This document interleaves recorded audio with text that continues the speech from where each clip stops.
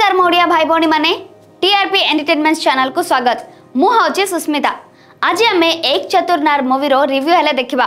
लखनऊ बस्तीर जड़े संघर्षमत महिला ममता तांको छोट पुआ को पालन पोषण एवं तांको सासू को जत्न नेबार दायित्व तुलाई थांती।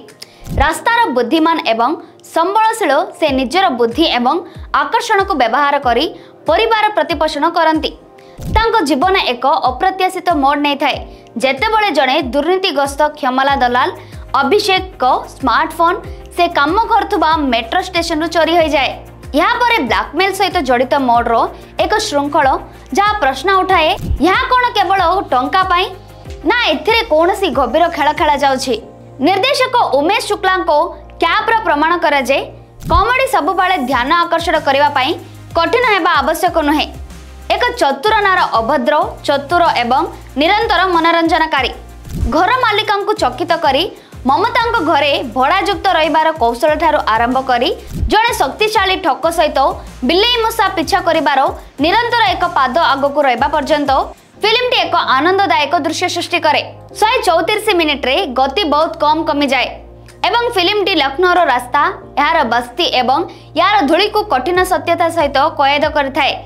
प्रथमार्ध एक मजादार कैपर भाव में कार्य करुवा बेले ममता कार्य पछरे थिबा रहस्य सामना को आसवा परे व्यवधान परवर्ती अंश गुड़िक अधिक गंभीर स्वर ग्रहण करे।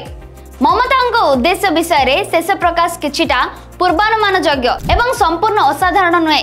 जदियो एही फिल्म व्यापक आर्क मध्य सुंदर भाव में अवस्थित नागिन रूपकर प्रचुर उल्लेख सहित दिव्यांग खसला एक द्रुत असल भाव में एक भूमिगत अभिनय प्रदान करती। मिठा कथा कहथुवा ठक भाव में नील नितिन मुकेश स्वभावर सहित तांको चरित्र रे बुड़ी जाती एवं सेमानंकर बुद्धि विश्वास योग्य मन हुए। ममता मधुआ सासू भाव में छाया कदम तांको मजादार मोड पाई उल्लेख योग्य जहाँ कहानी को हालुका करथाए। अभिषेक साथी भाव में हेली दारुवाला इंस्पेक्टर त्रिलोकी भाव में सुशांत सिंह एवं जड़े दुर्नीतिग्रस्त राजनेता भाव में जाकिर हुसैन सहायक कास्ट को अर्जन जोग करछंती। एक चतुर नार हुए तो तीक्ष्ण न हो पारे किंतु एक स्मार्ट कॉमेडी स्थान रे दृढ़ भाव में ठिया आइछि। एक जीवंत मनोरंजनकारी थरे मात्र दृश्य आ मूवीर रिव्यू आई वीडियो जदि आपको पसंद लगिला ए वीडियो को लाइक करंतु शेयर करंतु एवं आम चैनल सब्सक्राइब कर रखंतु। नमस्कार। लोगों को सांप सूंघता है, लगता आपको नागिन सूंघ गई।